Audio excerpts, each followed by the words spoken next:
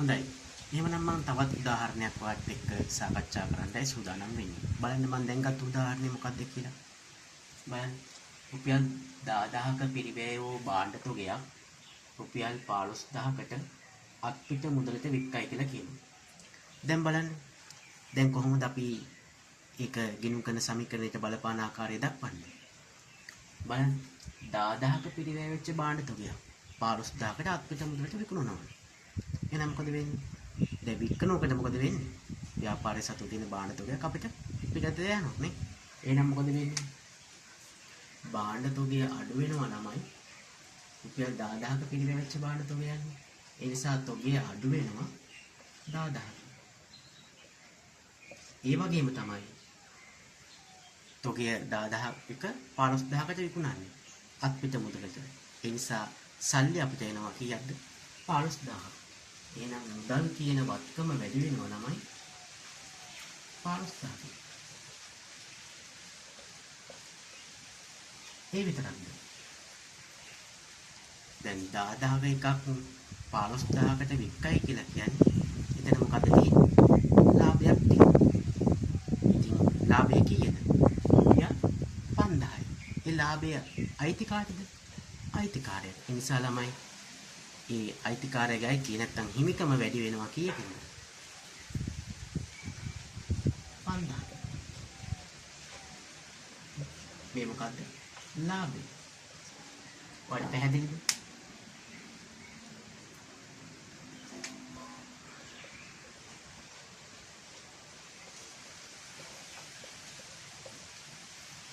හරිද? ඔන්න දැන් මම නැවතත් පැහැදිලි කරනවා. මොකද්ද මම කියපු උදාහරණේ? රුපියල් 10000ක පිරිවැය වෙච්ච භාණ්ඩ තොගයක් රුපියල් 15000කට අත්පිට මුදලට වික්කයි කියලා කියනවා. එහෙම කිව්වහම අපි කොහොමද මේක ගිණුම් කරන සමීකරණයට බලපාන ආකාරය දක්වන්නේ? විකුණනකොට ළමයි භාණ්ඩ තොගය අඩු වෙනවා නේ. එහෙනම් තොගය අඩු වෙනවා ළමයි පිරිවැය වටිනාකම කීයද? 10000යි. මේක විකුණන්නේ අත්පිට මුදල. ඒ කියන්නේ අපිට සල්ලි එනවා නේ. ව්‍යාපාරයට මුදල් එනවා. භාණ්ඩ තොගය යනවා. සල්ලි එනවා නේ. එහෙනම් මුදල් වැඩි වෙනවා 15000ක. මුදල් කියන වත්කම වැඩි වෙනවා 15000ක. 15000කට විකුණන්නේ. ඒ නිසා මුදල් කියන වත්කම වැඩි වෙනවා 15000ක. ඉතින් 10000ක එකක් 15000කට විකුණනවා කියලා කියන්නේ එතන ලාභයක් තියෙනවා 5000. මේ 5000 අයිති කාටද? ව්‍යාපාරයේ අයිතිකාරයට. ඒ නිසා එයාගේ හිමිකමක් වැඩි වෙනවා 5000ක. පැහැදිලිද? හොඳයි. මම මේ කිව්වේ අත්පිට මුදලට වික්කයි කියලා කිව්වනම්. මේකම මම ණයට වික්කයි කියලා කිව්වනම් කොහොමද අපි වාර්තා කරන්නේ? බලමු ඒක. ඔන්න මම මෙතන වෙනස් කරගත්තා. මේ ගනුදෙනුවම ණයට වික්කයි කියලා ඔන්න මම වෙනස් කරගත්තා. දැන් කොහොමද වෙනස් වෙන්නේ? 10000ක පිරිවැයක වෙච්ච භාණ්ඩ තොගයක් ඔන්න 15000කට ණයට විකුණනවා. ඉස්සලා කිව්වේ අත්පිට මුදලට වික්කයි කියලා. දැන් කියනවා ණයට වික්කයි. එළමයි අත්පිට වික්කත් ණයට වික්කත් ව්‍යාපාරයේ සතුව තියෙන භාණ්ඩ තොගය අඩු වෙනවා කියද්ද? පිරිවැය වටිනාකම 10000යි. කලින් නම් මුදලට වික්කේ. මුදලට වික්කනම් මුදල් තමයි අපිට හින්නේ. දැන් ඒ වෙනුවට මොකද්ද වෙන්නේ?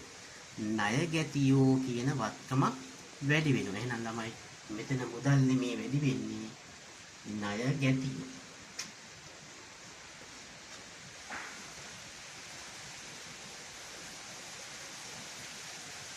පැහැදිලිද? එතකොට එහෙනම් 10000ක පිරිවැය වෙච්ච භාණ්ඩ තොගයක් 15000කට ණයට වික්කයි කියලා කිව්වහම තොගය අඩු වෙනවා පිරිවැය වටිනාකම ණයට විකුණලා තියෙන්නේ 15000කට. එහෙනම් 15000කින් වැඩි වෙනවා ණයගති කියන වත්කම. ඉතින් 10000ක එකක් 15000කට වික්කයි කියලා කියන්නේ එතන ලාභයක් තියෙනවා 5000. මේ ලාභය අයිතිකාරයට. ඒ නිසා එයාගේ හිමිකමක් වැඩි වෙනවා 5000ක. ළමයිට පැහැදිලිද? මම හිතනවා පැහැදිලි කියලා. හොඳයි එහෙනම් අපි බලමු ඊළඟ උදාහරණය. ඔන්න මම දැන් ගත්ත උදාහරණය තමයි අයිතිකරු පෞද්ගලික ප්‍රයෝජනයට රුපියල් 10000ක් ගෙදර ගෙනින්න සල්ලි රැගෙන ගියා. බලන්න උදාහරණේ අයිතිකරු පෞද්ගලික ප්‍රයෝජනයට රුපියල් 10000ක් රැගෙන ගියා කියලා ගනුදෙනුවක් දුන්නොත් මේක කොහොමද අපි ගිණුම් කරන සමීකරණයට වන බලපෑම දක්වන්නේ? දැන් හිතන්නේ කොහොමද මම කිව්වා ව්‍යාපාරයයි අයිතිකරුවෝ කියලා කියන්නේ දෙන්නේ. අපි මේ වගේ අයිතිකරු පෞද්ගලික ප්‍රයෝජනයට ව්‍යාපාරයේ සතුව තියෙන මුදල් හෝ භාණ්ඩ රැගෙන යාමට අපි කියනවා වචනයක් ගැනෙන කියලා. එහෙනම් අපි මේක කොහොමද වාර්තා කරන්නේ?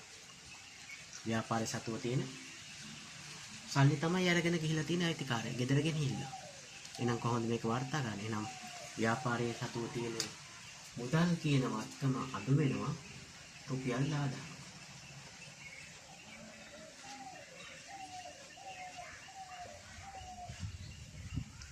ගැනීම නිසා ළමයි හිමිකම අඩු වෙනවා. ඒ නිසා අපි හිමිකමින් අඩු කරලා පෙන්නනවා.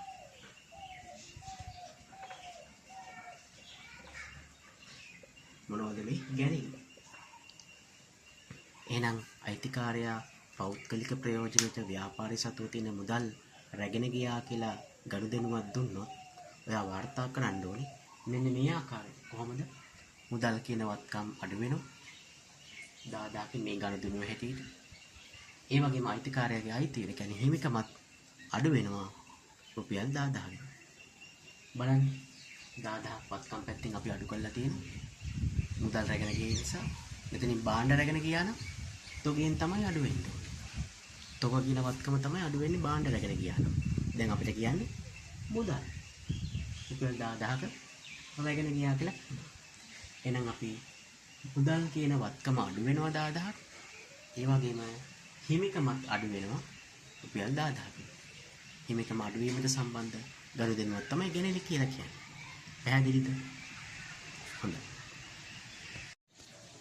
හොඳයි එහෙනම් අපි තවත් උදාහරණයක් බලමු. බලන්න මම ගත්ත උදාහරණය ව්‍යාපාරයේ විදුලි බිල ගෙව්වා රුපියල් 5000යි. මේක කොහොමද අපි ගිණුම් කරන සමීකරණයට බලපෑම කොහොමද අපි දක්වන්නේ? හිතන්න පොඩ්ඩක්. විදුලි බිල කියලා කියන්නේ ව්‍යාපාරයේ වියදමක්. ඒ නිසා ළමයි විදුලි බිල ගෙවනකොට ව්‍යාපාරයේ සතු තියෙන සල්ලි එළියට යනවා. එහෙනම් ළමයි අපි කොහොමද මේක ගිණුම් කරන සමීකරණයට ගලපන්නේ? මුදල් කියන වත්කම ළමයි අඩු වෙනවා 5000ක්. ඇයි අපි විදුලි බිල ගෙවද්දී සල්ලි යනවනේ එළියට. ඔන්න මුදල් අඩු වුණා. ඒ වගේම තමයි විදුලිය කියලා කියන්නේ වියදමක්. වියදම් නිසා ළමයි හිමිකම අඩු වෙනවා. ඒ නිසා අපි හිමිකමෙන් අඩු කරලා පෙන්නන්න ඕනේ.